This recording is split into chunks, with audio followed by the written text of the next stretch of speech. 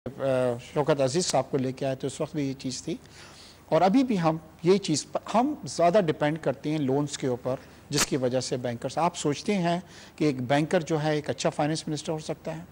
मैं समझता हूँ ये हमारी, आपको मुझे कह रहे हैं कि एक ब्रेक ले लूँ ताकि फिर मैं आपको इंटरप्ट नहीं करूँ और फिर हम इसको कंटिन्यू रखेंगे। नाजरीन हमारे साथ रहिएगा एक छोटे से ब्रेक की तरफ।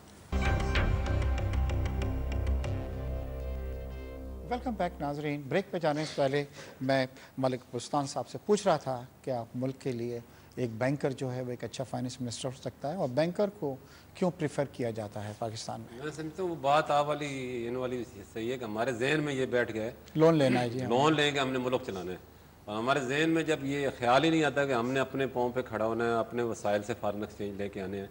फॉरेन एक्सचेंज के 5 बड़े टूल होते हैं जिसपे हम सबसे पहले तो आपने एक्सपोर्ट बढ़ानी है। वहाँ आपकी एक्सपोर्ट दिन में कम ही हो रही, बढ़ तो नहीं रही, कि लॉ एंड आर्डर इतना ख़राब हो चुका है, मैन्युफैक्चरिंग कास्ट, यूटिलिटी बिल इतने ज़्यादा हो चुके हैं कि वो आपके जो है दिन ब दिन ट्रेडिंग की तरफ जा रहे हैं जितनी इंडस्ट्रीज थे।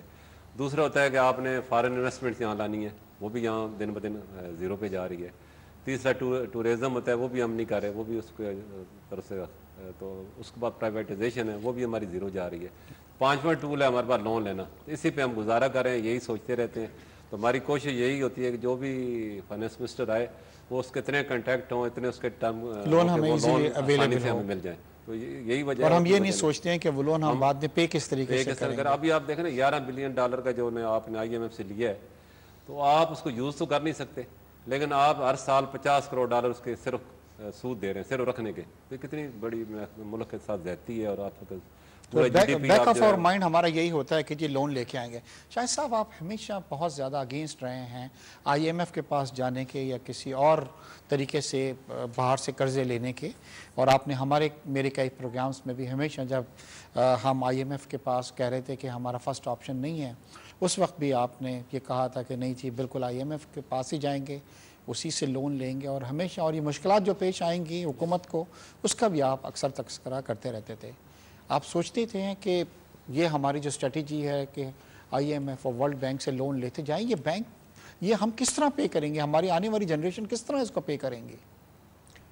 इश्तियाक बेग साहब, इसमें 2 चीज़ें होती हैं। अगर आप वर्ल्ड बैंक से प्रोजेक्ट रिलेटेड लोन लेते हैं, जिससे या तो आपका इंफ्रास्ट्रक्चर बेहतर हो, या आपकी इंपोर्ट्स कम हो, एनर्जी सेक्टर में ले लें, या आपकी बरामदात बढ़ें, तो वो तो एक अच्छा लोन होता है प्रोजेक्ट रिलेटेड, क्योंकि उसको आप उसी की आमदनी से पे बैक कर सकते हैं। लेकिन जो कर्ज़ा हम पॉलिसी रिलेटेड लेते हैं, जो कि IMF से होता है बुनियादी तौर पर, और ख़ास तौर से जो इस वक्त स्टैंड बाई एग्रीमेंट के तहत लिया है, उसकी शर्त ये होती है कि इस पैसे को आप तरक्की के लिए इस्तेमाल नहीं कर सकते, तालीम के लिए नहीं कर सकते, सेहत के लिए नहीं कर सकते, मईशत को आपने स्लो करना है। तो इसके नतीजे में आपकी जो ग्रोथ रेट है वो तो ऑलरेडी रिड्यूस होता है। अब IMF के केस में इस वक्त जो सूरत हाल है वो ये है कि 1947 से 2008 अक्टूबर तक 61 ईयर्स, 61 सालों में IMF ने हमें मजमूई जो पैसा दिया था वो $5 अरब दिया था 61 बरसों में। और टोटल हमारे लोन कितने थे इससे पहले, इस हुकूमत के आने से पहले? इस हुकूमत के आने से पहले इस वक्त जो है 55 है, उस वक्त $46 बिलियन थे, तकरीबन $10 अरब हमने लिए हैं इन 2 सालों में। इन 2 सालों में हमारा इजाफा हो गया। 1000 अरब रुपए का इजाफा हुआ डोमेस्टिक डेट में जो हुकूमत ने लिए, और $10 बिलियन का। मगर इस वक्त जो मैं चीज़ अर्ज़ कर रहा हूँ कि जब वो 60-61 बरसों में उन्होंने $5 अरब दिए, और अब 2 वर्षों में $11.3 अरब दे दिए, उससे दुगने से भी ज़्यादा, तो ये एक सियासी बुनियाद पर दिए गए थे और इसका कोई ताल्लुक़ इकनॉमिक कंसिडरेशन से नहीं था। और जो बात कही वो यही है कि जब आपकी ग्रोथ को हम स्लो कर रहे हैं और अफरात ज़र हदफ से ज़्यादा है, बरामदात गिर रही हैं, रुपए की कदर IMF गिराना जा रहा है, $8 अरब के हमारे रिजर्व्स गिर गए। अगर आप इम्पैक्ट निकाल दें जो आपने एडिशनल लोनिंग की है इस हुकूमत को आने के बाद, इसका मतलब ये है कि हमारी कर्ज़ों की अदायगी की सलाहियत कमज़ोर हो रही है और हम इनको पे बैक नहीं कर सकेंगे। तो ये तो एक सौदा हुआ था। बरतानिया के वज़ीर ख़ारजा ने कहा था कि ये एक सौदा है कि हम कि पाकिस्तान वॉर ऑन टेरर लड़ेगा, उनकी मर्ज़ी के मुताबिक उनको पार्टनर बना के वो हमें कर्ज़ा दिलाएंगे। ये एक एग्रीमेंट था, मुआहदा था, लेकिन वो उसको बारगेन कहते हैं।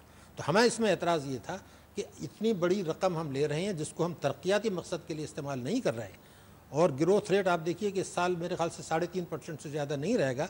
पिछले साल 2% था, अगले साल जो है वो 4 हो जाएगा। आप सोचते हैं इस बार 3.5% रहेगा? دیکھیے اس وقت کیونکہ ہمارے ٹارگیٹس تو ڈاکٹر صاحب اس بار بھی ہم نے کمپلیٹ اچیو نہیں کر رہے ہیں. ہماری لارج اسکیل مینوفیکچرنگ بھی اتنا اچھا پرفارم نہیں کر رہی ہے. بالکل. اس میں دو چیزیں ہیں. دیکھیے میرا خیال یہ تھا کہ آپ کا 2.5% کے قریب رہے گا اس سال G D P growth rate, لیکن جو اس میں چیز دیکھنے کی افراط زر جو ہم نے 9.5 رکھا تھا ہدف، وہ میرے خیال سے کہ 13.5 اور 14 کے قریب چلا جائے گا. تقریباً روپے کی قدر آپ کی گر رہی ہے، برآمدات ہماری دیکھا جائے بڑھ نہیں رہی، فورن ڈائریکٹ انویسٹمنٹ آ نہیں رہی ہے. میں آپ کے پاس لاتا ہوں ڈاکٹر صاحب، پھر ہم اس کے آپ سے ڈسکس کرتے ہیں کہ برآمدات کیوں نہیں ہماری بڑھ رہی ہیں. ڈاکٹر صاحب اب آپ کے یہاں جو شعبہ ہے اس کی طرف آتے ہیں. شوکت ترین صاحب جانے سے پہلے کیپٹل گین ٹیکس پروپوز کر کے گئے ہیں کہ جی لگنا چاہیے کیپٹل مارکیٹ کے اوپر. ہم بات کرتے ہیں کہ ٹیکس نیٹ کو بڑھایا جائے، جب تک ٹیکس نیٹ نہیں بڑھے گا ہماری مشکلات جو ہیں کم نہیں ہوں گی. لوگ یہ بھی بات کرتے ہیں کہ ایگریکلچر انکم پہ بھی ٹیکس ہونا چاہیے، ناٹ آن ایگریکلچر بلکہ ایگریکلچر انکم پہ. اسٹاک مارکیٹ بھی ایک بہت بڑا